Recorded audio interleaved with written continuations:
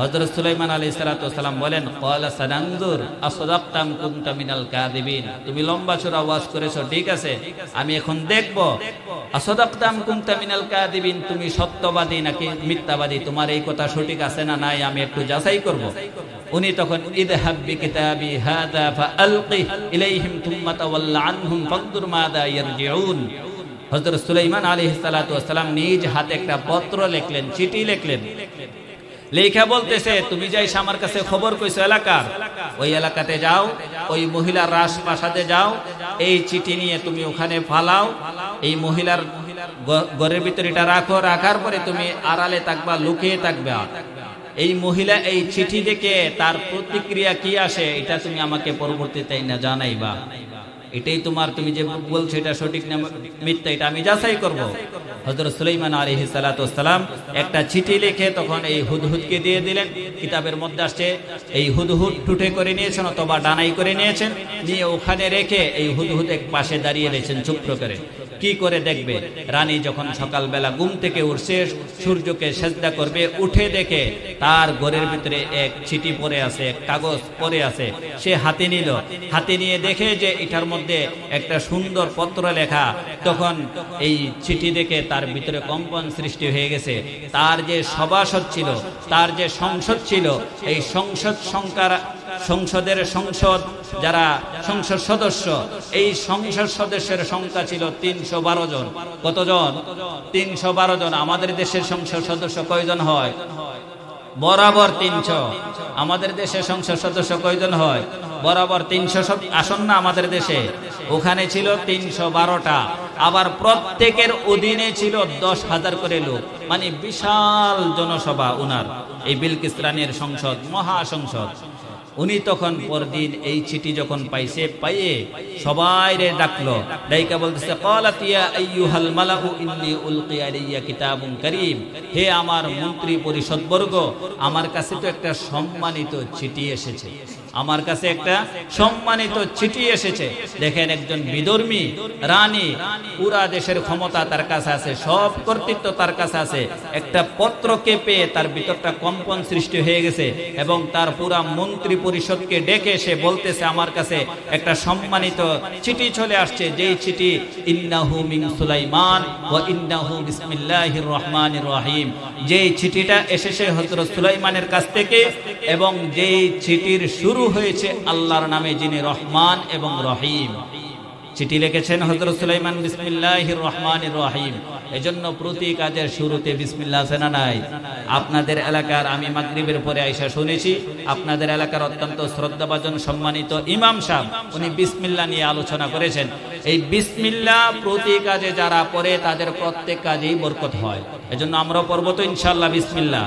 হযরত সুলাইমান আলাইহিস সালাতু ওয়াস সালাম এই বিসমিল্লাহ দিয়ে চিঠি লিখে দিয়ে পাঠাই দিয়েছেন। কেমন পাওয়ারফুল চিঠি ছিল একটু শুনেন।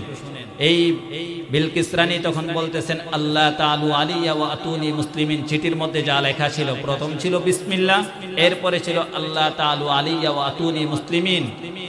আল্লাহর নামে শুরু করছি, যিনি রহমান, যিনি রহিম। আল্লাহ তাআলু, তোমরা আমার মোকাবেলায় ক্ষমতা প্রদর্শন করবে না, অহংকারী করবে না, আমার উপরে তোমরা কর্তৃত্ব দেখাইবে না, আলাইয়া আমার উপরে কোনো ক্ষমতা দেখাবে না, আমার উপরে তোমরা অহংকারী দেখাবে না। ওয়া আতুনি মুসলিমিন, আমার এই বশ্যতা স্বীকার করে, আমার এই অনুগত হয়ে, আমার অনুসরণ করে তোমরা সারেন্ডার বা সব কিছু বিসর্জন দিয়ে তোমরা আমার দরে চলে আসো, মুসলমান হয়ে যাও তোমরা। হযরত সুলাইমান আলাইহিস সালাতু ওয়াস সালাম মুসলমান হওয়ার জন্য দাওয়াত দিয়েছেন এবং বলে দিয়েছেন, এই যে দাওয়াত দিতেছি, এই দাওয়াত শুনে কোনো রিঅ্যাকশন দেখাইবা না, কোনো প্রতিক্রিয়া দেখাইবা না, ক্ষমতা দেখাইবা না, অহংকারী দেখাইবা না। যা বলেছি আল্লাহর নামে, যিনি রহমান, যিনি রহিম, ওনার নামে বলতেছি, কোনো ক্ষমতা দেখাইবা না, একবারে সোজাসুজি আমাদের অনুসরণ করে আমাদের দলভুক্ত হয়ে যাও। এতটুকু কথা, বেশি কথা না। এই বিলকিস রানী সকলের সামনে বলতেছে যে এই চিঠি আসছে, ক্বালাত ইয়া আইয়ুহাল মালাউ আফতুনি ফি আমরি মা কুনতু কাতিয়াতান আমরান হাত্তা তাশহাদুন।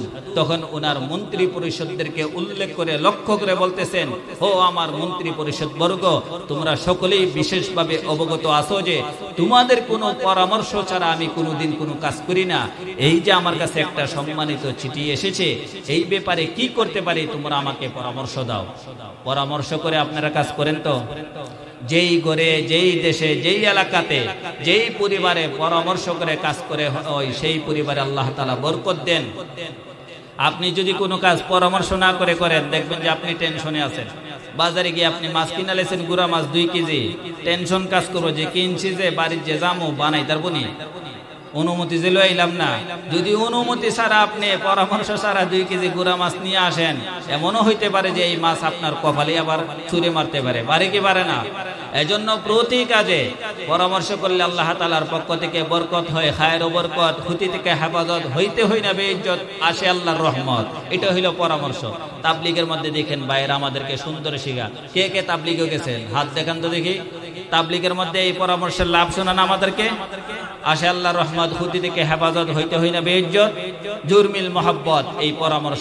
এই পরামর্শ উনি বিলকিস রানী বলতেছে, তোমরা আমাকে পরামর্শ দাও, আমি এই ব্যাপারে কি করতে পারি। একটা চিঠি আসছে, গুরুত্বপূর্ণ চিঠি, তোমরা জানো তোমাদের পরামর্শ ছাড়া আমি কোনো কাজ করি না।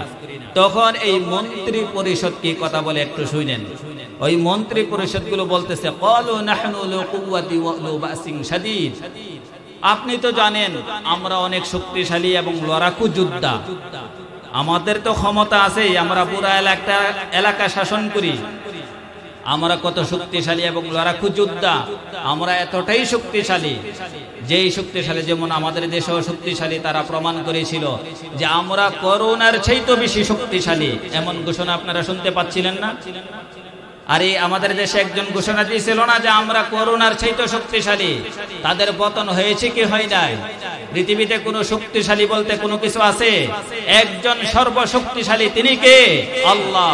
আল্লাহর চাইতে শক্তিশালী পৃথিবীতে কেউ নাই। আল্লাহ তাআলা পদে পদে আমাদেরকে দেখাইছেন, যারা একবারে সব কিছু পেয়ে কোনোদিন তাদের পতন হবে না ভেবেছিল, তাদেরও পতন কে করাইছে?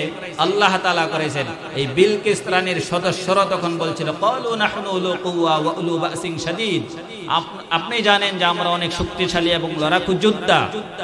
ওয়াল আমরু ইলাইকি ফানজুরি মাযা তা'মুরিন। তবে বিলকিস রানী বলে, আরে তোমরা যে লড়াকু বলতেছো, শক্তিশালী বলতেছো, শক্তি কিন্তু সব জায়গাতে কাজে আসে না। শক্তি দিয়ে কি সব জায়গা থেকে পার পাওয়া যায়? এই তখন ওনার মন্ত্রী পরিষদের লোকেরা বলতেছিল যে হ্যাঁ, আমরা শক্তিশালী, লড়াকু যুদ্ধ, এটা ঠিক। তবে আজকের যে বিষয়টা আপনি আমাদের সামনে উপস্থাপন করেছেন, আজকের বিষয়ে ওয়াল আমরু ইলাইকি ফানজুরি মাযা তা'মুরিন, আপনার উপরে আমরা ছেড়ে দিলাম, আপনি ভেবেচিন্তে দেখেন আমাদেরকে কোন কাজে লাগাবেন। তখন বিলকিস রানী বলে, বাইরে সব কাজ শক্তি দিয়ে হয় না। এজন্য আমার তো মনে হইতেছে যেই বাদশার কাছ থেকে এই চিঠি এসেছে, এই বাদশারা যদি কোনো এলাকায় ঢুকে, তাদের কথা যদি আমরা না মানি, তারা যদি কোনো এলাকায় ঢুকে, তো তারা তো পুরো এলাকার যত সম্মানিত লোক আছে, যত লোক আছে, তাদেরকে অপদস্থ, লাঞ্ছিত, অপমানিত করে ছাড়ে। আর আমার তো মনে হইতেছে যে এই যেই চিঠি আসে আমরা না মানলে সেও এমনই করবে, সুলাইমানও এমনই করবে। এটাও আল্লাহ তাআলা উল্লেখ করে দিয়েছেন। ক্বালাত ইন্নাল মুলুক ইযা দাখলু ক্বরিয়াতান আফসাদুহা ওয়া জাআলু আ'iজ্জাতা আহলিহা আদিল্লা। বিলকিস রানী বলতেছেন যে রাজা বাদশারা যদি কোনো এলাকাতে ঢুকে, তাদের কথা যদি কেউ না মানে, তো তারা তাদেরকে অপদস্থ, অপমানিত করে ছাড়ে। ওয়া কাযালিকা ইয়াফআলুন। আর আমার ধারণা হচ্ছে এই সুলাইমান আমাদের ব্যাপারে এমনটাই করবে।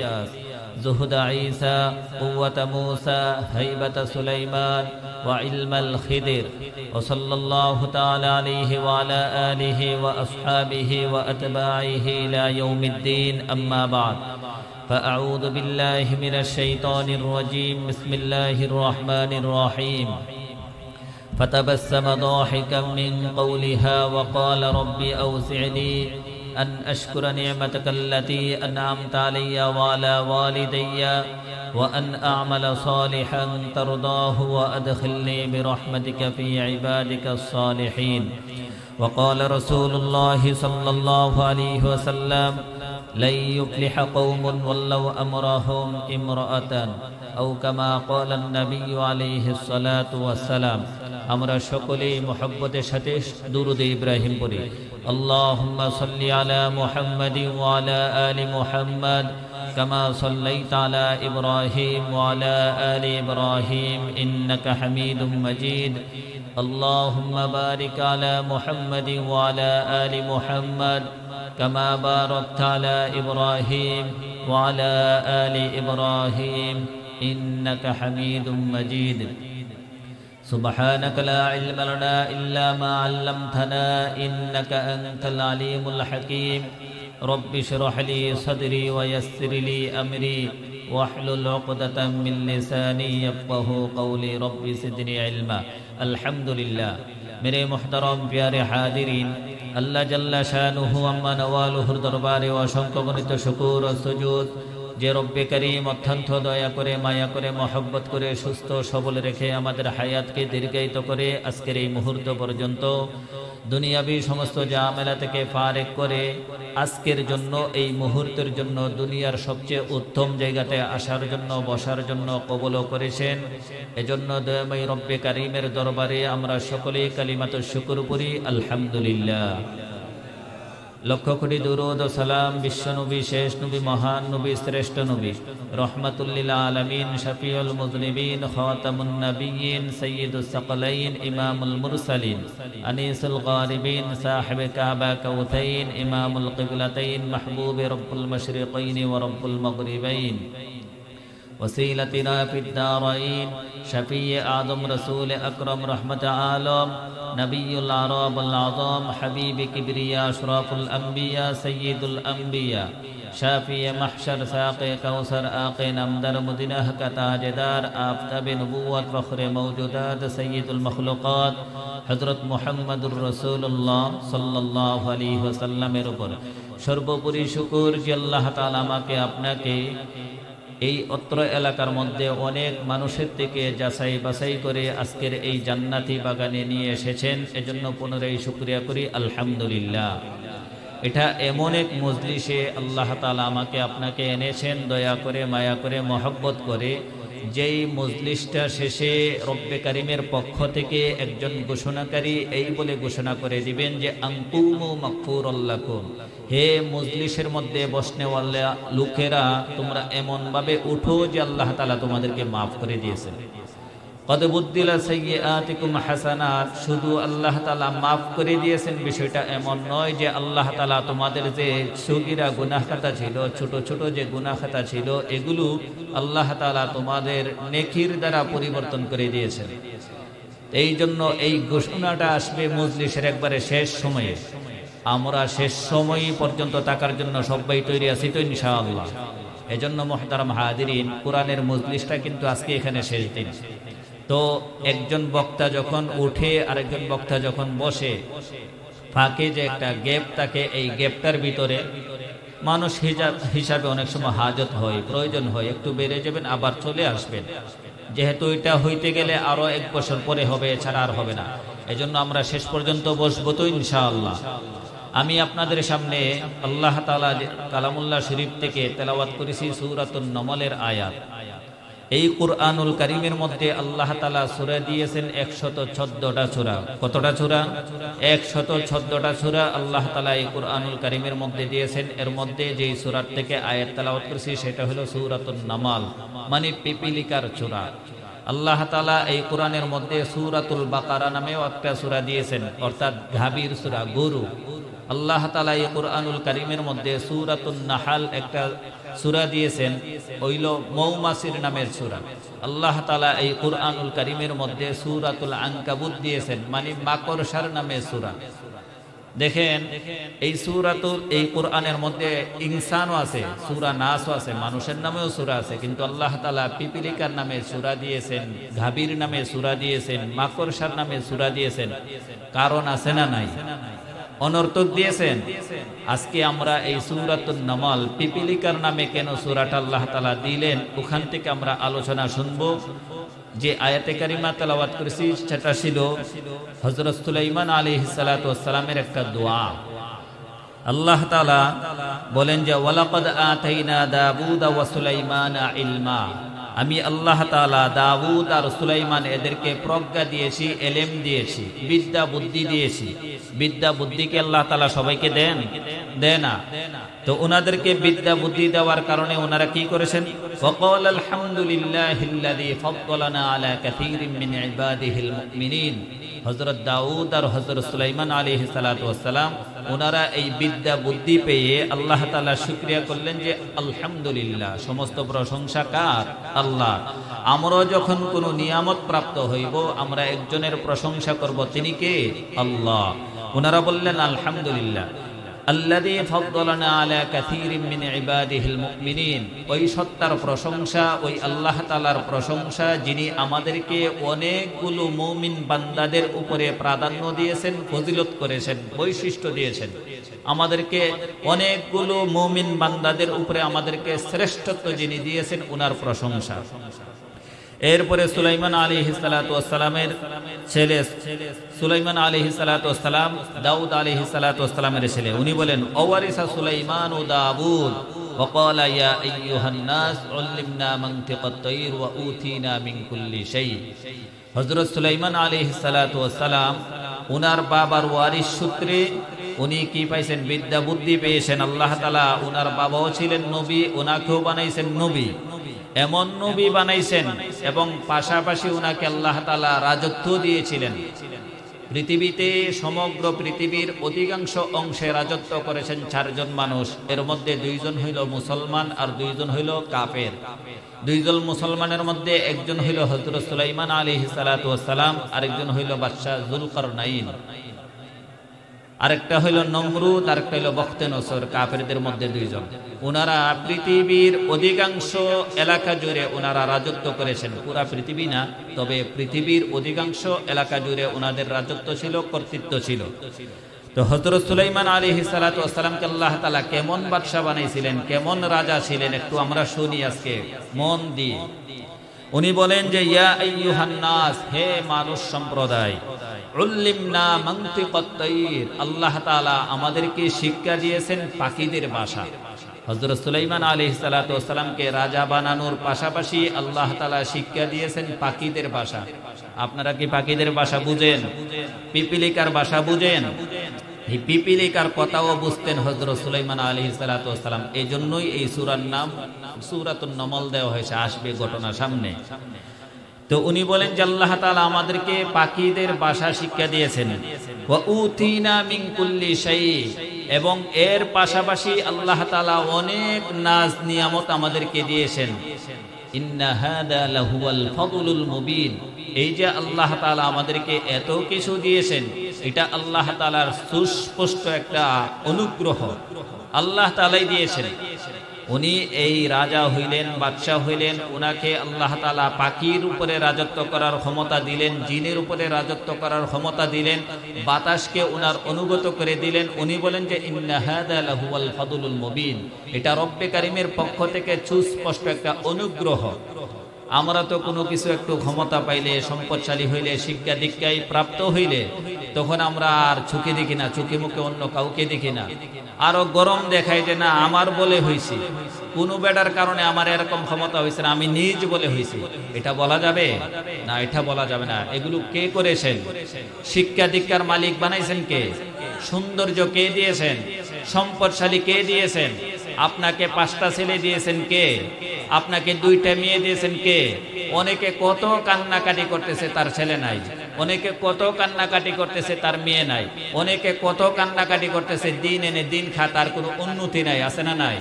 আপনাকে যে উন্নতির শিখরে পৌঁছাইলেন, এই কর্তৃত্ব আপনার নাকি আল্লাহ তাআলার? এজন্য সদা সর্ব অবস্থায় আল্লাহ তাআলার উপরের দিকে আমরা শুকরিয়া করব তো ইনশাআল্লাহ। তো হযরত সুলাইমান আলাইহিস সালাতু ওয়াস সালাম যখন কোথাও যাইতেন, উনি বাতাসকে বলতেন যে আমি অমুক জায়গাতে যাব। বাতাস তখন উনার এই একটা সিংহাসন ছিল, বিশাল বড় সিংহাসন। এই সিংহাসন বাতাসের সাহায্যে ওই জায়গাতে ওনাকে পৌঁছে দিতেন। ওনার সিংহাসনের মধ্যে আল্লাহ তাআলা অনেক কিছু রাখার মতো জায়গা দিয়েছিলেন। কোরআনের মধ্যে এসেছে ওয়াহুশিরা লিসুলাইমানা জুনুদুহু মিনাল জিন ওয়াল ইনস ওয়াত তায়র ফাহুম ইউজাউন। ওয়াহুশিরা লিসুলাইমান, সুলাইমানের জন্য জমা করা হইল জুনুদুহু সৈন্য, মিনাল জিন যেই সমস্ত সৈন্যদের মধ্যে জিন ছিল, ওয়াল ইনস এবং মানুষ ছিল, ওয়াত তায়র এবং পাখি ছিল। অর্থাৎ হযরত সুলাইমান আলাইহিস সালাতু ওয়াস সালামের যে সৈন্য বাহিনী ছিল এদের মধ্যে ছিল হাজার হাজার লক্ষ লক্ষ মানুষ, এদের মধ্যে ছিল হাজার হাজার লক্ষ লক্ষ জিন জাতি, এদের মধ্যে ছিল হাজার হাজার লক্ষ লক্ষ পাখিকুল। হযরত সুলাইমান আলাইহিস সালাতু ওয়াস সালাম এই জিন মানুষ পাখিকুল এদেরকে একেবারে সুন্দরভাবে সুশৃঙ্খলভাবে নিয়ন্ত্রণ করতেন। ফাহুম ইউজাউন, আল্লাহ বলেন যে হযরত সুলাইমান এদেরকে নিয়ন্ত্রণ করতেন একবারে সুশৃঙ্খলভাবে। এতগুলো মানুষ, এতগুলো জিন জাতি, এতগুলো পাখি উনি খুব সুশৃঙ্খলভাবে নিয়ন্ত্রণ করতেন। আমরা তো দেখা যায় যে একটা এলাকাতে যদি কোনো একটা জেফতের দাওয়াত হয় অথবা বিশাল একটা প্যান্ডেল হয়, ওয়াজ হয়, মাহফিল হয়, 500, 1000, 5000, 2000 লোকের সমাগম হইলে এটা আমাদেরকে হিমশিম খেতে হয় না? হিমশিম খেতে হয়, আমরা এটাকে সুশৃঙ্খল ভাবে করতে পারি না, অশৃঙ্খলা বিশৃঙ্খলা হয়ে যায়। কিন্তু হযরত সুলাইমান আলাইহিস সালাতু ওয়াস সালাম হাজার হাজার লক্ষ লক্ষ মানুষ, হাজার হাজার লক্ষ লক্ষ জিন জাতি এবং পাখিকুল তাদেরকে একবারে সুন্দরভাবে সুশৃঙ্খলভাবে নিয়ন্ত্রণ করতে পারতেন। আল্লাহ তাআলাই দিয়েছেন এই ক্ষমতা। কে দিয়েছেন? আল্লাহ তাআলা। তো উনি এই উনার বাহিনী নিয়ে যেখানে যাইতেন একসাথে সবাইকে নিয়ে যাইতেন, বাতাসকে বলতেন, বাতাসে ওনাদেরকে ওখানে নিয়ে পৌঁছায় দিতেন। এই সিংহাসনের মধ্যে হাজার হাজার মানুষ, হাজার হাজার জিনজাতি, হাজার হাজার পক্ষীকুল, আবার মানুষ খাওয়ার জন্য ভাত পাতিল এগুলোর দরকার আছে না নাই, রান্না বান্না করার জন্য এই সব কিছু এটার মধ্যেই থাকতো। তো হযরত সুলাইমান আলাইহিস সালাতু ওয়াস সালাম যখন একদিন এক এলাকায় যাবে ওনার সৈন্য সামন্ত নিয়ে, কোরআনের মধ্যে এসেছে হাত্তা ইদা তাওয়ালা ওয়াদিন নামল। ওয়াদিন নামল মানে পিপিলিকাদের উপত্যকায়, পাহাড়ে হযরত সুলাইমান আলাইহিস সালাতু ওয়াস সালাম তার সিংহাসন নিয়ে তার সৈন্য বাহিনী নিয়ে পিপিলিকার উপত্যকায় যখন পৌঁছলেন, এখনো নামেন নাই কিন্তু নামবেন, এই যে সৈন্য সামন্ত নিয়ে উনি এসেছেন এই খবর পেয়ে গেছে জমিনে থাকা পিপিলিকা। তখন এই পিপিলিকাদের মধ্যে একজন রানী, যিনি পিপিলিকাদের সর্দার, মানুষের মধ্যে যেমন সর্দার আছে আল্লাহ তাআলা পাখি পুকুলের মধ্যে কি সর্দার দেন কি দেন নাই? দিয়েছেন। এই পিপিলিকাদের মধ্যে একজনকে রাজত্ব দিয়েছেন যিনি ছিল রানী। পিপিলিকার যে রাজা সে যে রানী ছিল, মহিলা ছিল, এটা কিভাবে বুঝলাম? কোরআনের মধ্যে আল্লাহ তাআলা যে শব্দ ব্যবহার করেছেন ক্বালাত নামলাতু ইয়া আইয়ুহান নামলু দুখুলু মাসাকিনাকুম, ক্বালাত যে শব্দটা আল্লাহ তাআলা ব্যবহার করেছেন এটা হলো স্ত্রীলিঙ্গ। ওখান থেকে আমরা বুঝলাম যে পিপিলিকা ছিল, পিপিলিকার রানী ছিল, এটা মহিলা ছিল, স্ত্রীলিঙ্গ ছিল। তো যেই এলাকাতে যাবে, যেই এলাকায় ওনার সৈন্য সামন্ত নিয়ে হযরত সুলাইমান আলাইহিস সালাতু ওয়াস সালাম অবস্থান করবেন, ওখানে ছিল পিপিলিকাদের উপত্যকায়। এই পিপিলিকাদের মধ্যে পিপিলিকার যে সর্দারানী রানী, উনি তখন ওনার বাহিনী অর্থাৎ অন্যান্য পিপিলিকাদেরকে উদ্দেশ্য করে বলেন ইয়া আইয়ুহান নামলু দুখুলু মাসাকিনাকুম, হে আমার স্বজাতিরা তোমরা তোমাদের গৃহে অবস্থান করো, তোমরা তোমাদের ঘরের ভিতরে প্রবেশ করো, তোমরা তোমাদের গর্তের ভিতরে প্রবেশ করো। কেননা লা ইয়াহতিমান্নাকুম সুলাইমান ওয়া জুনুদু ওয়া হুম লা ইয়াশউরুন, হযরত সুলাইমান আলাইহিস সালাতু ওয়াস সালাম উনি ওনার বাহিনী নিয়ে সৈন্য সামন্ত নিয়ে এই এলাকাতে অবস্থান করবে। এই অবস্থান করতে গিয়ে এমন যেন না হয় যে হযরত সুলাইমান এবং তার বাহিনীর পায়ের তলে পিষ্ট হয়ে পদদলিত হয়ে তোমাদের জীবন যেন চলে না যায়।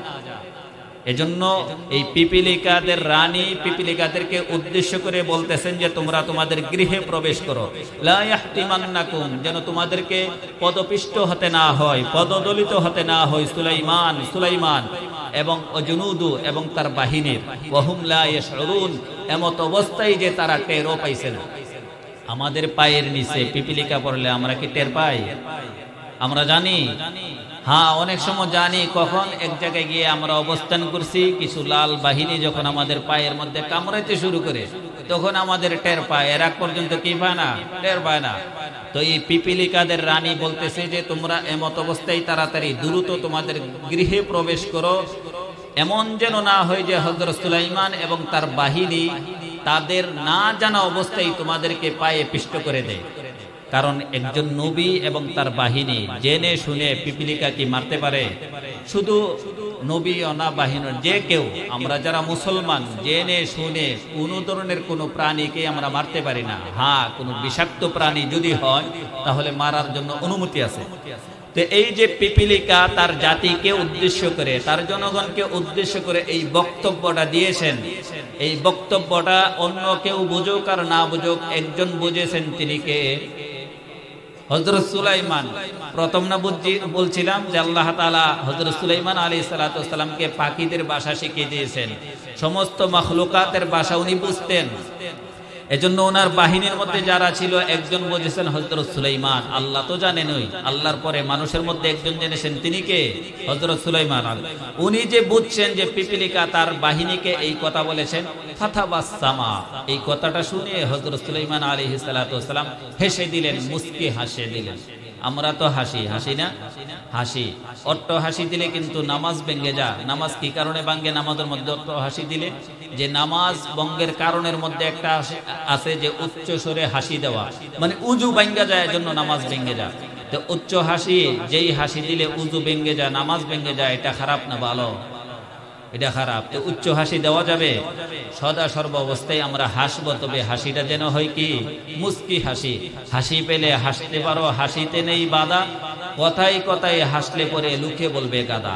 কথায় কথায় অনেক মানুষ দেখেন প্রতি কথায় হাসে, তবে প্রতি কথায় কি করা যাবে না? হাসা যাবে না। তবে হাসলেও আমরা হাসবো মুস্কি হাসি। মুস্কি হাসি সমস্ত নবীদের সুন্নাহ, আল্লাহ রাসূলের সুন্নাহ। জারির ইবনে আব্দুল্লাহ রাদিয়াল্লাহু তাআলা একজন সাহাবী, উনি বলেন যে আল্লাহর রাসূলের সামনে আমি যতবার গিয়েছি ততবার উনি আমাকে দেখে মুস্কি হাসি দিয়েছেন। এজন্য আমরা হাসবো, কি হাসি দিব? মুস্কি হাসি। হযরত সুলাইমান আলাইহিস সালাতু ওয়াস সালাম মুস্কি হাসি দিয়ে বললেন, ক্বালা রাব্বি আউযি'নি আন আশকুরা নি'মাতাকাল্লাতী আন'আমতা আলাইয়া ওয়া আলা ওয়ালিদাইয়া ওয়া আন আ'মালা সালিহান তারদাহু ওয়া আদখিলনি বিরহমাতিকা ফি ইবাদিকাস সালিহিন। হে আমার রব, রব্বি আউযি'নি, হে আমার রব, হে আমার প্রতিপালক, আউযি'নি, আমাকে তৌফিক দেন, আন আশকুরা নি'মাতাকাল্লাতী, আপনি আমাকে যেই নিয়ামত দিয়ে ভূষিত করেছেন সেই নিয়ামতের শুকরিয়া যেন আমি করতে পারি, আপনি আমাকে তৌফিক দেন। এজন্য মুহতারাম, আমাদেরকে আল্লাহ তাআলা যেই সমস্ত নিয়ামত দিয়ে রেখেছেন, প্রতিটা নিয়ামতকে উল্লেখ করে করে আল্লাহ তাআলার কাছে শুকরিয়া আদায় করব। তো ইনশাআল্লাহ করবেন যে আল্লাহ আমাকে তৌফিক দেন আপনার শুকরিয়া করার জন্য। এজন্য প্রতি নামাজের পরে আল্লাহর রাসূল আমাকে আপনাকে দোয়া শিখিয়েছেন। মুআজ ইবনে জাবাল রাদিয়াল্লাহু তাআলা আনহু, ওনাকে আল্লাহর রাসূল ওনার কাঁধে হাত রেখে বলেন, মুআজ, আমি যে তোমাকে মহব্বত করি, এই মহব্বতের দাবিতে তোমার কাছে একটা দরখাস্ত রাখলাম, তুমি কোনো ফরজ নামাজের পরে এই দোয়াটা পড়তে কখনো তুমি ভুলবে না। আল্লাহুম্মা আইন্নি আলা যিকরিকা ওয়া শুকরিকা ওয়া হুসনি ইবাদাতিক। হে আল্লাহ, আমাকে আইন্নি আলা যিকরিকা, আমাকে আপনি সাহায্য করেন আপনার জিকির করার জন্য। ও শুকরিকা, হে আল্লাহ, আপনি আমাকে সাহায্য করেন আপনার শুকরিয়া করার জন্য। ওয়া হুসনি ইবাদাতিক, হে রব্বে করিম, আপনি আমাকে সাহায্য করেন আপনার ইবাদতগুলি যেন আমি সুন্দরভাবে উত্তম রূপে করতে পারি, এজন্য আপনি আমাকে সাহায্য করেন। আল্লাহ তাআলা যদি সাহায্য না করেন, সহযোগিতা না করেন, জিকির করা সম্ভব? শুকর করা সম্ভব?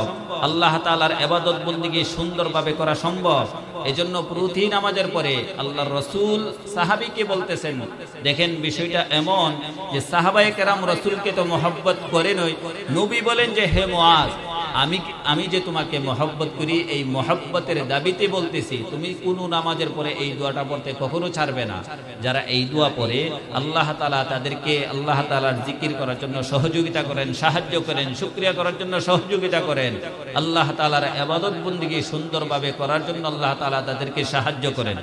এজন্য আমরা আল্লাহ তাআলার কাছে সাহায্য চাইব।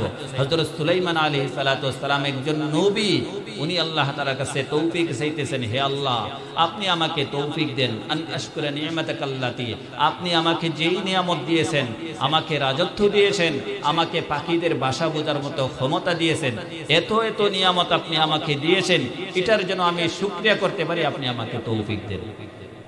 আন'আমতা আলাইয়া ওয়া আলা ওয়ালিদাইয়া, এবং আপনি আমার আম্মা আব্বাকে তৌফিক দেন, তারাও যেন নিয়মিত শুকরিয়া জ্ঞাপন করতে পারে। ওয়া আন আ'মালা সালিহান তারদা, এরপরে বলতেছেন, হে রব্বে করিম, আপনি আমাকে এমন নেক আমলের তৌফিক দেন যেই নেক আমল করলে আপনি সন্তুষ্ট হন। একজন নবী, একটু চিন্তা করেন, খেয়াল করেন কথাগুলো মুহতারাম, একজন নবী যিনি সমগ্র পৃথিবীর বাদশাহ আল্লাহ বানাইছেন, আবার এত এত নিয়ামত দিয়েছেন, সবকিছু ভাষা বুঝে উনি বলতেছেন, আল্লাহ আমাকে এমন নেক আমল করার জন্য আপনি তৌফিক দেন যেই নেক আমলটা করলে আপনি সন্তুষ্ট হন। একজন নবী যদি আল্লাহ তাআলার কাছে তো আমার আপনার কি চাওয়ার দরকার আছে না নাই? প্রতি নামাজের সময় আপনি বলবেন যে আল্লাহ, এই যে মসজিদে যাইতেছি, আমাকে এমন ভাবে নামাজ পড়ার তৌফিক দেন যেইভাবে নামাজটা পড়লে আপনি সন্তুষ্ট হন। আল্লাহ, এই যে মাহফিলে যাইতেছি, এইভাবে আমাকে কথাগুলো শোনার জন্য আপনি আমাকে তৌফিক দেন যেভাবে শুনলে আমি মানতে পারি আপনি সন্তুষ্ট হন। হে আল্লাহ, আমি যখন দান খয়রাত করি, সদকা করি, আমাকে এমন ভাবে করার তৌফিক দেন যেইভাবে করলে আপনি সন্তুষ্ট হন। আল্লাহ তাআলার কাছে তৌফিক চেয়ে প্রতিটা নেক আমল করা। মুহতারাম, প্রত্যেক জায়গাতে আল্লাহ তাআলার সাহায্য কামনা করা না হয় না। একজন নবী আল্লাহ তাআলার কাছে সাহায্য চাওয়ার কি দরকার বলেন তো দেখি? এরপরে উনি মানে উম্মতকে শেখা, আমাদেরকে শেখা। তো উনি বলতেছেন, আল্লাহ আমাকে এমন নেক আমলের তৌফিক দেন যেই নেক আমল করলে আপনি সন্তুষ্ট হবেন। ওয়া আদখিলনি, রব্বে করিম আপনি আমাকে প্রবেশ করে দেন, বিরহমাতিকা, আপনার রহমতের বদৌলতে আমাকে আপনি মেহেরবানি করে, দয়া করে, মায়া করে, ইহসান করে আমাকে প্রবেশ করে দেন। পৃথিবীতে আপনার যত নেককার বান্দা আছে, সমস্ত নেককার বান্দাদের তালিকাভুক্ত আপনি আমাকে মেহেরবানি করে দেন। আমরা পড়ি আমিন।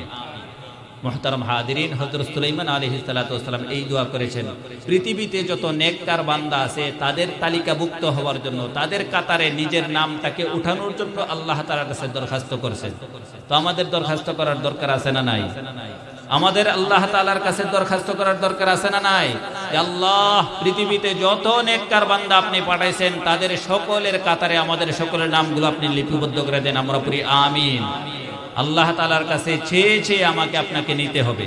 এরপরে এই দোয়া করার পরে উনি যে বাহিনী নিয়ে ওখানে গেছেন, যাওয়ার পরে তো উনি নামছেন, পিপিলিকার মতো গর্তে চলে গেছে। নামার পরে হযরত সুলাইমান আলাইহিস সালাতু ওয়াস সালামের বাহিনীর মধ্যে মানুষ আছে, জিন আছে, পাখি আছে। আগে বলছিলাম না 3 শ্রেণীর লোক, এই 3 শ্রেণীর জাতি ওঠাতে আছে। এখন হযরত সুলাইমান আলাইহিস সালাতু ওয়াস সালাম এখানে নেমে উনার পানির প্রয়োজন হয়েছে। সর্বপ্রথম কোনো মানুষ যখন কোথাও যেই জিনিসটার প্রয়োজন হয় সেটা কি? পানি।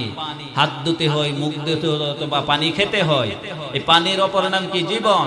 এজন্য হযরত সুলাইমান আলাইহিস সালাতু ওয়াস সালামের পানির প্রয়োজন হয়েছে। পানির জন্য যে নির্ধারিত নিযুক্ত যে পাখি ছিল, সেই পাখিটার নাম ছিল হুদহুদ। হযরত সুলাইমান আলাইহিস সালাতু ওয়াস সালামের এখন পানির প্রয়োজন, এলাকায় নামাছেন, অবস্থান করেছেন। এখন যার দায়িত্বে হইল পানি আনার দায়িত্ব, তাকে খুঁজে পাচ্ছেন না হযরত সুলাইমান।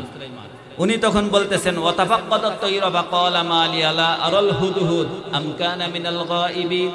কিও তোমরা যে সবাই আছো, মানুষ আছো, জিন আছো, পাখিও সব আছে, কিন্তু যার দায়িত্বে পানি আনা হুদহুদ, সে কোথায়? তাকে তো দেখতেছি না।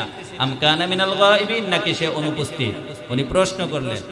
এখন পাইতেছে না যে পাইতেছে না, এই হুদহুদকে যে পাইতেছে না। এই জন্য হযরত সুলাইমান আলাইহিস সালাতু ওয়াস সালাম কঠিন নির্দেশনা জারি করে দিলেন, লাউ আযিবান্নাহু আযাবান শাদীদা আও লা আযবাহান্নাহু আও লা ইয়াতিয়ান্নি বিসুলতানিন মুবিন। হযরত সুলাইমান আলাইহিস সালাতু ওয়াস সালাম সমস্ত মানুষের সামনে, জিনজাতের সামনে এবং বাকি যে পাখি ছিল তাদের সকলের সামনে ঘোষণা করে দিয়েছেন, ওই তোমরা এখানে যারা অবস্থান করছো, তোমরা জেনে রেখো, পানি আনার দায়িত্বে যে হুদহুদের দায়িত্ব ছিল তাকে আমি এখানে দেখতেছি না। তাকে তোমরা যেখানে পাও, যার সাথে তার সাক্ষাৎ, তাকে জানিয়ে দিও, লাউ আযিবান্নাহু, তাকে আমি কঠিন শাস্তি দেব, আও লা আযবাহান্নাহু, এমনও হতে পারে আমার যদি রাগ একবারে অতিরিক্ত হয়ে যায়, তাকে আমি জবাইও দিতে পারি। কেন সে উপস্থিত নাই এখানে মজমার মধ্যে?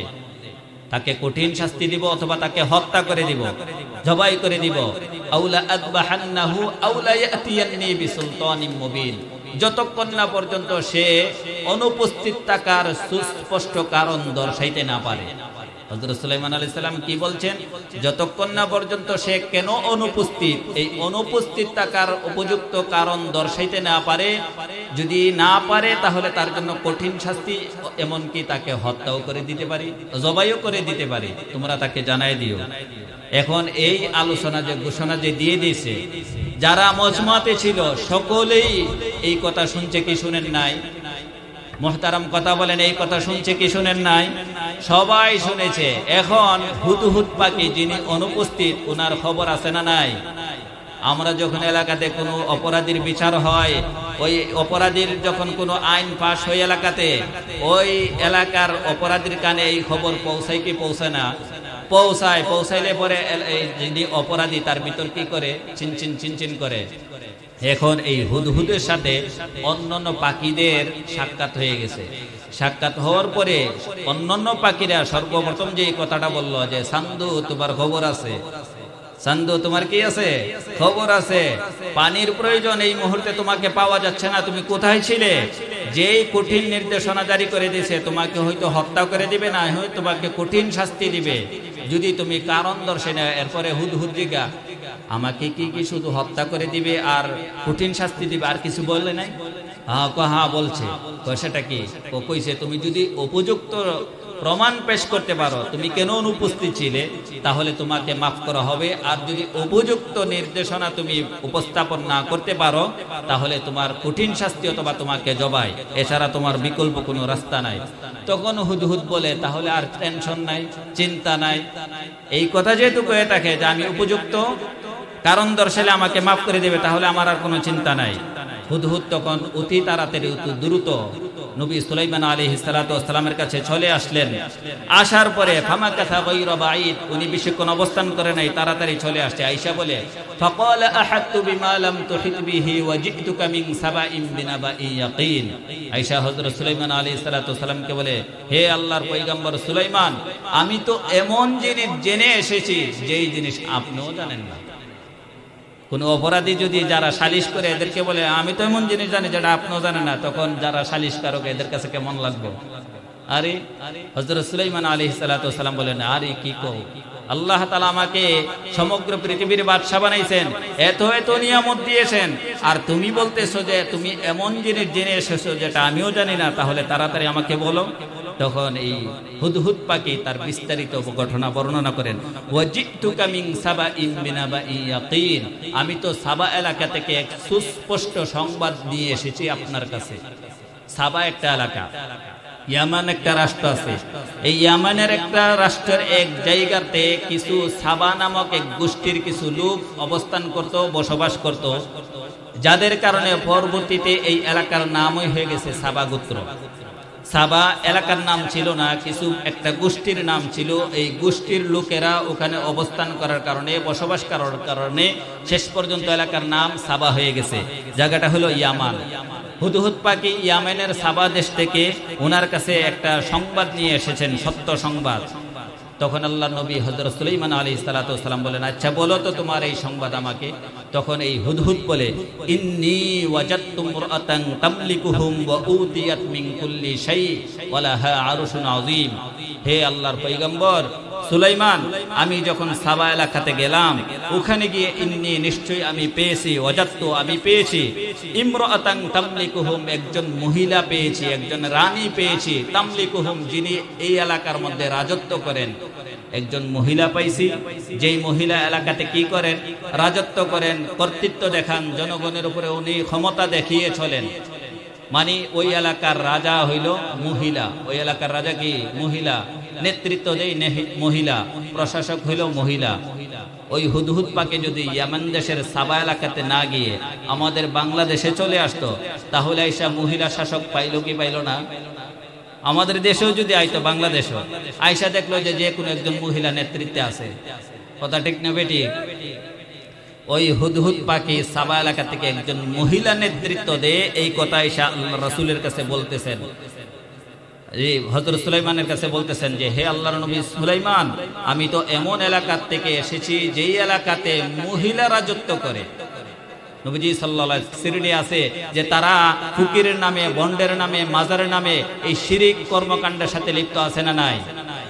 আল্লাহ ছাড়া অন্য কাউর কাছে মাথা নত করা যাবে? কোরআনের মধ্যে আল্লাহ তাআলা সুস্পষ্টভাবে বলে দিয়েছেন, ইন্নাল্লাহা লা ইয়াগফিরু আন ইউশরাকা বিহি ওয়া ইয়াগফিরু মা দুনা যালিকা লিমান ইয়াশা। আল্লাহ তাআলা যাকে ইচ্ছা সব গুনাহ মাফ করে দিবেন, কিন্তু কোনো মুশরিককে আল্লাহ তাআলা কোনোদিন মাফ করবে না। এজন্য আর যাই কিছু হন জীবনে কোনোদিন বেদাতি হবেন না, বেদাতি। কারণ বেদাতি যারা মাজার পূজা করে, বাজার পূজা করে, যারা পীর বাবার কাছে দৌড়াদৌড়ি করে, তারা এগুলোকে সওয়াব মনে করে। এজন্য মরণের আগে তাদের কোনোদিন তওবা নসিব হয় না। মরণের আগে কোনোদিন তওবা নসিব হয় না। কেন হয় না? তারা এটাকে সওয়াব মনে করে। যদি গুনাহ মনে করতো তাহলে তওবা নসিব হইতো। আমাদের মধ্যে যারা সুদ খায়, ঘুষ খায়, চুরি করে, জিনা করে, বদমাশি করে, ডাকাতি করে, তারা জানে যে এটা অপরাধ। কোনো না কোনো সময় তারা তওবা করে, আফসোস করে, অনুতপ্ত হয়। কিন্তু যারা বেদাতি করে, মাজার পূজা করে, পীর বাবার কাছে দৌড়াদৌড়ি করে, এই পীর বাবাকে বাড়িতে এনে তারা পীর বাবার কাছে অনেক কিছু করে পায়ের মধ্যে সেজদা দিয়ে পড়ে থাকে, তারা এটাকে কোনোদিন গুনাহ মনে করে না, সওয়াব মনে করে। এজন্য তাদের কপালে কোনোদিন তওবা নসিব হয় না। এজন্য মুহতারাম আল্লাহ তাআলা বলেন, ইন্নাহু মান ইউশরিক বিল্লাহ ফাকাদ হারামাল্লাহু আলাইহিল জান্নাহ ওয়া মাওয়াহুন নার। যারা আল্লাহ তাআলার সাথে শিরিক করে তাদের উপর আল্লাহ তাআলা জান্নাতকে হারাম করে দিয়েছেন। জান্নাত যদি হারাম হয়ে যায়, ঠিকানা কোথায়? জাহান্নাম। জান্নাত হারাম তো ঠিকানা জাহান্নাম। এজন্য জীবনে যা কিছু করেন শিরিক করবেন না, জীবনে যা কিছু করেন বেদাত করবেন না। কোনো মাজার পূজারীদের সাথে গিয়া তাদের অন্তর্ভুক্ত হবেন না, তাদের দলভুক্ত হবেন না কোনোদিন। এছাড়া যাই হন হয়ে, আমি আপনাকে অন্য সবকিছু থেকে বাধা দিব না, কিন্তু একটা বাধা দিতেছি, বেদাতি থেকে, মাজার পূজা থেকে বাধা দেই। ওইটাতে কোনোদিন যাবেন না। ওই শয়তান বলে, ওয়াসাইয়ানা লাহুমুশ শাইতান, এই যে সূর্যের পূজা করা, শয়তান তাদের কাছে সুন্দরভাবে উপস্থাপন করে রেখেছেন। ফাসাদ্দাহুম আনিস সাবিল ফাহুম লা ইহতাদুন। এজন্য তারা সঠিক পথ পায় না, সঠিক হেদায়েত পায় না। এরপর রাতে সেজদার আয়াত আল্লাহ তাআলা বলেন, ওই হুদহুদ বলেন, তারা কেন ওই সত্তার ইবাদত করে না, ওই সত্তাকে, ওই আল্লাহকে সেজদা করে না, যিনি প্রকাশ্যে যা করা হয় এটাও জানেন, যিনি গোপনে যা করা হয় এটাও জানেন, সব কিছুর খবর যার কাছে আছেন, তার কেন ইবাদত করে না? যিনি সমস্ত আরশের অধিপতি, পুরা পৃথিবী, দুনিয়া এবং আখিরাতের মালিক যিনি, তাদের এই অবস্থা কেন তারা এটা মানে না? হুদহুদ যখন এই বর্ণনা দিল, সুলাইমান আলাইহিস সালাতু ওয়াস সালামের কথা কি ছিল? যদি হুদহুদ সুস্পষ্ট কারণ দর্শাইতে পারে, তাকে হত্যা করা হবে না, তাকে কঠিন শাস্তি দেওয়া হবে না। এখন এই তো যে লম্বা বেচারা ওয়াজ করে দিল হুদহুদ আইসা, এখন কি আর তাকে হত্যা করা হবে? এখন যাচাই করার দরকার আছে না নাই, এগুলো সঠিক না বেঠিক? আরে দরকার আছে না নাই? যারা এলাকাতে সালিশ করেন, বিচারক আছেন, আপনাদের কাছে যখন কেউ কোনো বিচার নিয়ে আসে, এক পক্ষের কথা শুনে কোনোদিন তার পক্ষে রায় দিয়ে দিবেন না। যিনি একজন আপনার কাছে চলে আসতে একটা চুক হাতে নিয়ে আপনার কাছে এসে কেঁদে কেঁদে বলতেছে যে ভাই দেখেন আমাকে কি করছে, আমার চুক খুলে দিছে, আপনি যদি তার এই চুক দেখে তার পক্ষে রায় দিয়ে দেন, তার পক্ষে বিচার দিয়ে দেন, এমনও হইতে পারে যে এক চুক হাতে নিয়ে আপনার কাছে বিচার প্রার্থী হয়েছে, সে যার নামে বিচার দিছে তার দুইটা চুকই খুলে দিয়ে আসছে। হতে পারে কি হয় না?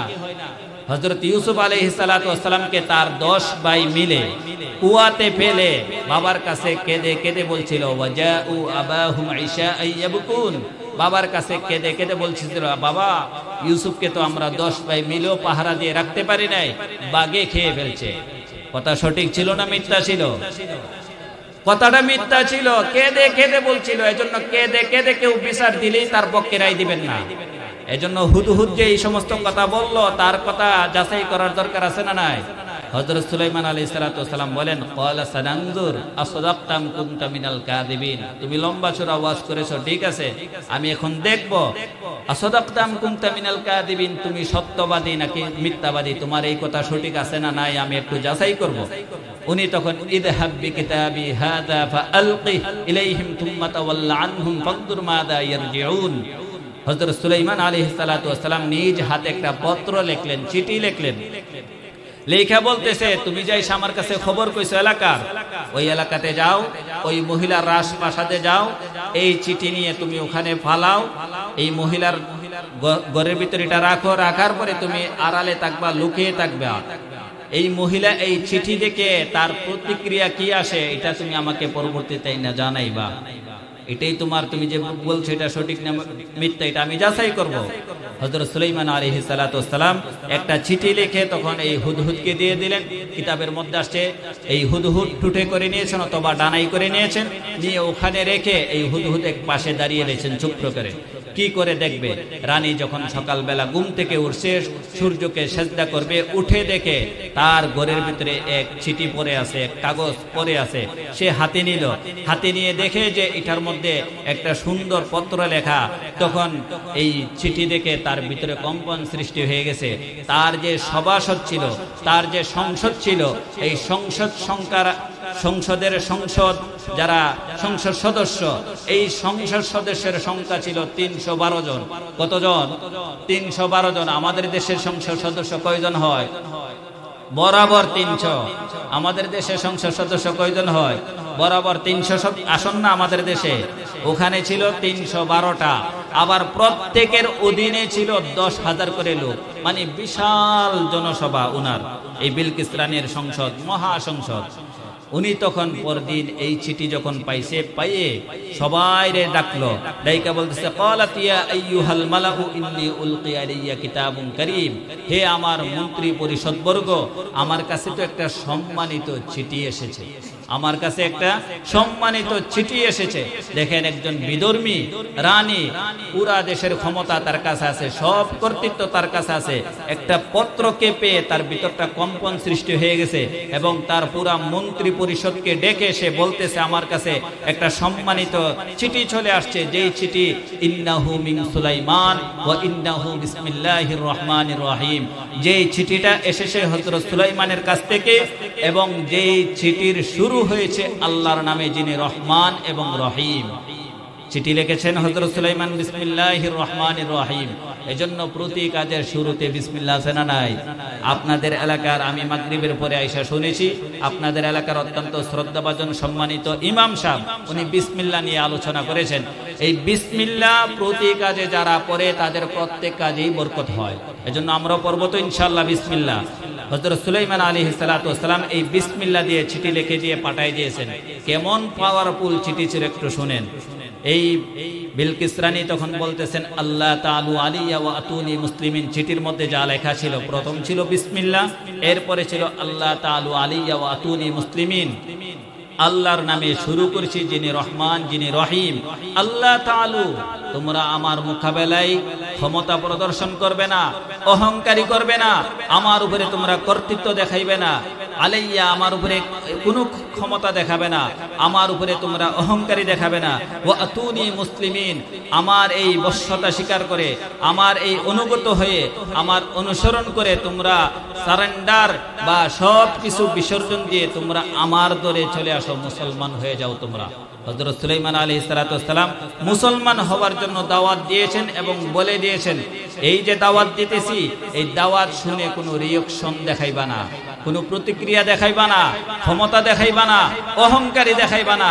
যা বলেছি আল্লাহর নামে, যিনি রহমান, যিনি রহিম, ওনার নামে বলতেছি, কোনো ক্ষমতা দেখাইবা না।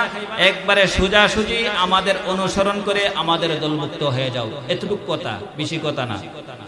এই বিলকিস রানী সকলের সামনে বলতেছে যে এই চিঠি আসছে। ক্বালাত ইয়া আইয়ুহাল মালাউ আফতুনি ফি আমরি মা কুনতু কাতিয়াতান আমরান হাত্তা তাশহাদুন। তখন ওনার মন্ত্রী পরিষদদেরকে উল্লেখ করে, লক্ষ্য করে বলতেছেন, ও আমার মন্ত্রী পরিষদ বর্গ, তোমরা সকলেই বিশেষভাবে অবগত আছো যে তোমাদের কোনো পরামর্শ ছাড়া আমি কোনোদিন কোনো কাজ করি না। এই যে আমার কাছে একটা সম্মানিত চিঠি এসেছে, এই ব্যাপারে কি করতে পারি তোমরা আমাকে পরামর্শ দাও। পরামর্শ করে আপনারা কাজ করেন তো? যেই ঘরে, যেই দেশে, যেই এলাকাতে, যেই পরিবারে পরামর্শ করে কাজ করে হয়, সেই পরিবারে আল্লাহ তাআলা বরকত দেন। আপনি যদি কোনো কাজ পরামর্শ না করে করেন, দেখবেন যে আপনি টেনশনে আছেন। বাজারে গিয়ে আপনি মাছ কিনা লেছেন, গুড়া মাছ 2 কেজি, টেনশন কাজ করবো যে কিনছি যে বাড়ির যে জামু বানাই তারপর অনুমতি যে লইলাম না। যদি অনুমতি ছাড়া আপনি পরামর্শ ছাড়া 2 কেজি গুড়া মাছ নিয়ে আসেন, এমনও হইতে পারে যে এই মাছ আপনার কপালে আবার ছুঁড়ে মারতে পারে, পারে কি পারে না? এজন্য প্রতি কাজে পরামর্শ করলে আল্লাহ তাআলার পক্ষ থেকে বরকত হয়, খায়ের ও বরকত, ক্ষতি থেকে হেফাজত, হইতে হই না বেইজ্জত, আসে আল্লাহর রহমত। এটা হইল পরামর্শ। তাবলীগের মধ্যে দেখেন ভাইয়েরা আমাদেরকে সুন্দর শিখা। কে কে তাবলীগে গেছেন? হাত দেখান তো দেখি। তাবলীগের মধ্যে এই পরামর্শের লাভ শোনান আমাদেরকে। আসে আল্লাহর রহমত, খুদি থেকে হেফাজত হইতে হই না বেইজ্জত, জুরমিল মোহাব্বত। এই পরামর্শ উনি বিলকিস রানী বলতেছে, তোমরা আমাকে পরামর্শ দাও, আমি এই ব্যাপারে কি করতে পারি। একটা চিঠি আসছে, গুরুত্বপূর্ণ চিঠি, তোমরা জানো তোমাদের পরামর্শ ছাড়া আমি কোনো কাজ করি না। তখন এই মন্ত্রী পরিষদ কি কথা বলে একটু শুনেন। ওই মন্ত্রী পরিষদ গুলো বলতেছে, ক্বালু নাহনু লু কুওয়াতি ওয়া লু বাসিন শাদীদ। আপনি তো জানেন আমরা অনেক শক্তিশালী এবং লড়াকু যোদ্ধা, আমাদের তো ক্ষমতা আছে, আমরা পুরা এলাকা শাসন করি, আমরা কত শক্তিশালী এবং লড়াকু যোদ্ধা। আমরা এতটাই শক্তিশালী, যেই শক্তিশালী, যেমন আমাদের দেশেও শক্তিশালী, তারা প্রমাণ করেছিল যে আমরা করোনার চাইতে বেশি শক্তিশালী। এমন ঘোষণা আপনারা শুনতে পাচ্ছিলেন না? আরে আমাদের দেশে একজন ঘোষণা দিয়েছিল না যে আমরা করোনার চাইতে শক্তিশালী। তাদের পতন হয়েছে কি হয় নাই? পৃথিবীতে কোনো শক্তিশালী বলতে কোনো কিছু আছে? একজন সর্বশক্তিশালী, তিনি কে? আল্লাহ। আল্লাহর চাইতে শক্তিশালী পৃথিবীতে কেউ নাই। আল্লাহ তাআলা পদে পদে আমাদেরকে দেখাইছেন, যারা একেবারে সব কিছু পেয়ে কোনোদিন তাদের পতন হবে না ভেবেছিল, তাদেরও পতন কে করাইছে? আল্লাহ তাআলা করাইছেন।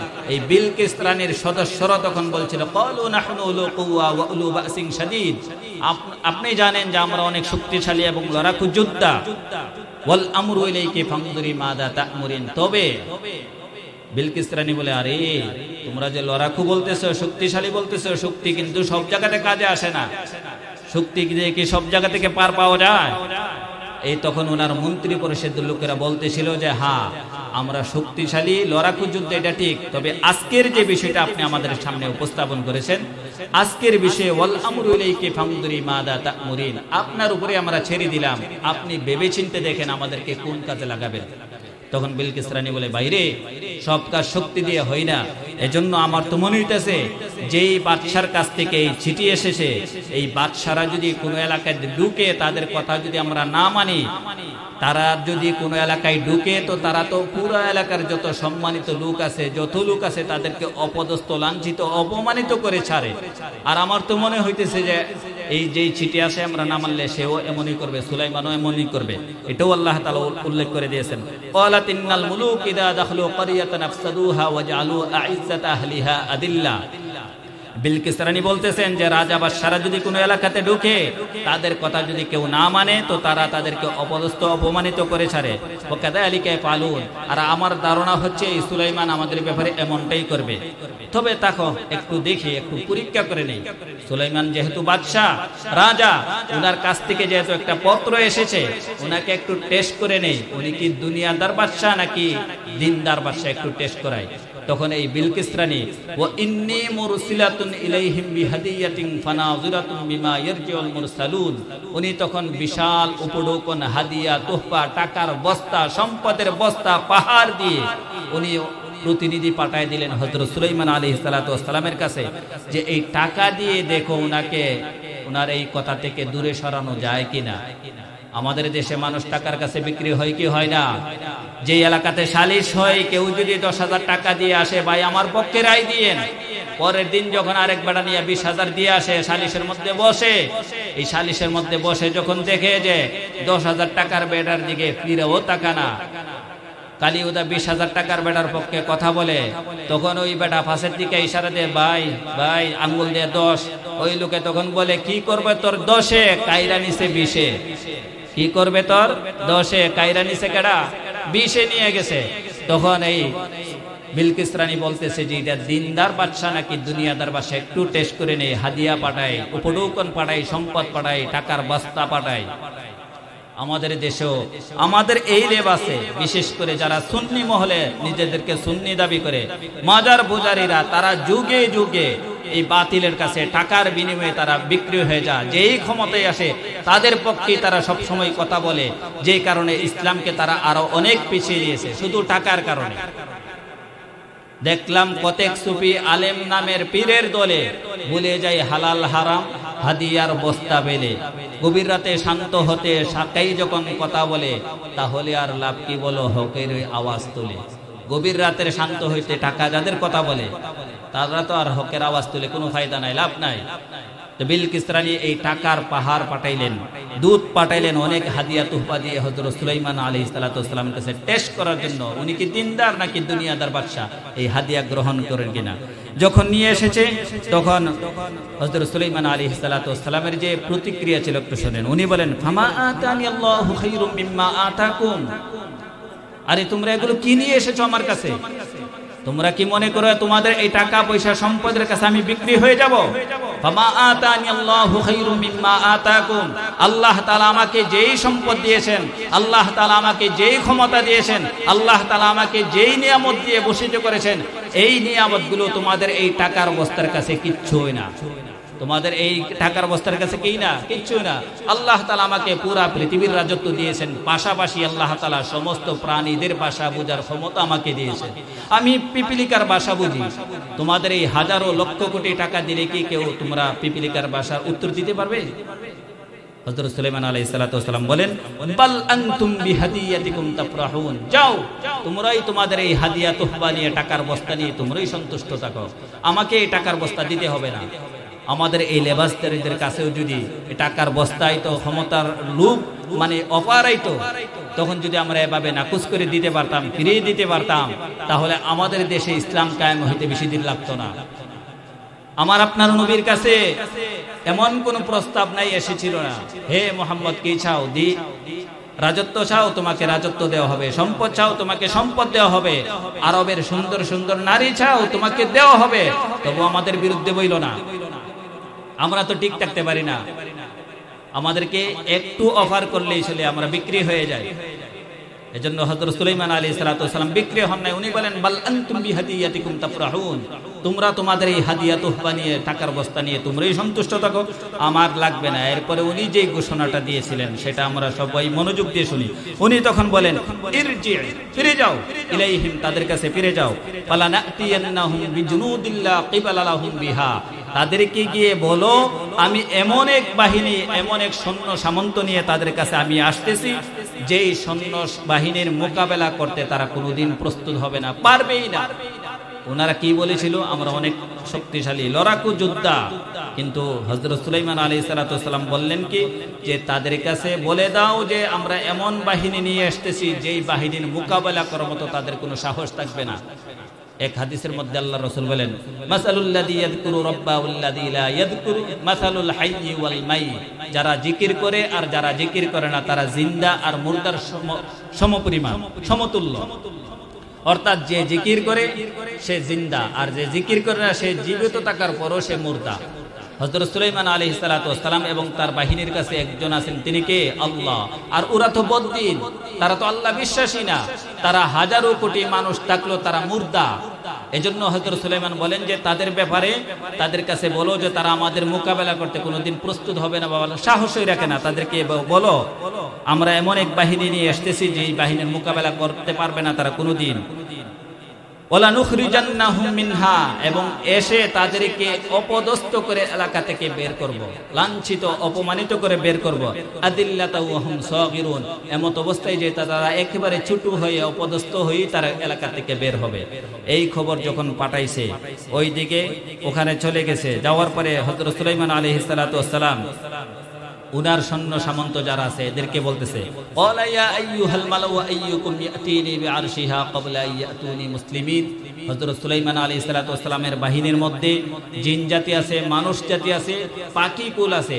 তাদের তিনও জাতিকে উদ্দেশ্য করে বলতেছেন, ও আমার পরিষদবর্গের লোকেরা, জাতিরা, তোমরা শোনো, ইয়া আইয়ুহাল মালাউ আইয়ুকুম ইয়াতিনি বিআরশিহা ক্বাবলা ইয়াতুনি মুসলিমিন, তোমাদের মধ্যে কে আছো এই বিলকিস রানী তার দলবল সহ আমার এখানে আসার আগেই তার যে সিংহাসন, এই সিংহাসনটা আমার সামনে না উপস্থিত করে দিবে, তোমাদের মধ্যে কে আছো? তখন জিন জাতিদের মধ্যে একজন দাঁড়িয়ে গেল। জাতি কয়টা? তিনটা। মানুষের জাতি একটা, জিন জাতি একটা, পাখির জাতি একটা। জিন জাতিদের মধ্যে একজন দাঁড়িয়ে গেল, ক্বালা ইফরিতুম মিনাল জিন আনা আতিকা বিহি ক্বাবলা আন তাকুমা মিন মাকামিক।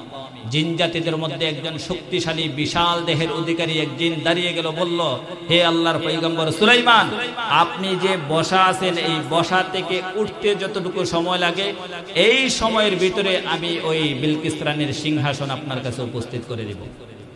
অথচ তৎকালীন যুগে হযরত সুলাইমান আলাইহিস সালাতু ওয়াস সালাম যেখানে ছিলেন ওখান থেকে বিলকিস রানীর জায়গা ছিল 2 মাসের দূরত্বের রাস্তা, 2 মাসের দূরত্বের রাস্তা। এই রাস্তার এই সিংহাসন উনি শক্তিশালী জিন বলেছেন যে আপনি বসা থেকে দাঁড়ানো অথবা দাঁড়ানো থেকে বসতে যেই পরিমাণ সময় লাগে এই সময়ের ভিতরে আমি নিয়ে আসা দিব আপনার সামনে। জিনে বলেছেন আন তাকুমা মিন মাকামিক ওয়া ইন্নী আলাইহি লাকাবিয়্যুন আমিন। এই জিন তখন বলে ওয়া ইন্নী আলাইহি লাকাবিয়্য, নিশ্চয়ই আমি শক্তিশালী, আমিন এবং আমি বিশ্বস্ত। জিনেরা শক্তিশালী থাকে এটা আমরা সবাই জানি, কিন্তু বিশ্বস্ত কেন বললেন?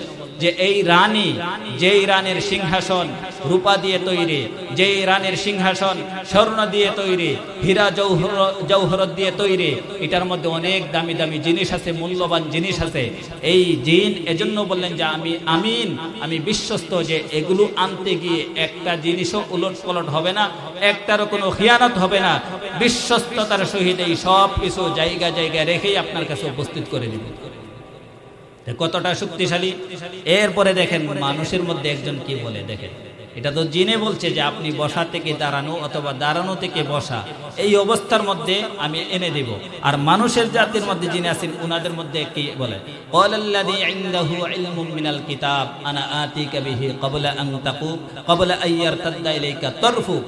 মানুষদের মধ্যে একজন বলে যার মধ্যে আল্লাহ তাআলা কুরআনী ইলম দিয়েছিলেন, তাওরাত কিতাবের ইলম দিয়েছিলেন, উনাদের মধ্যে তখন একজন বলেন যে জিন তো বলছে আপনাকে বসা থেকে দাঁড়ানো অথবা দাঁড়ানো থেকে বসা এই সময়ের ভিতরে এনে দিবে, আর আমি বলতেছি আপনার চোখের পলক পরিমাণ সময়ের ভিতরে এনে দেব।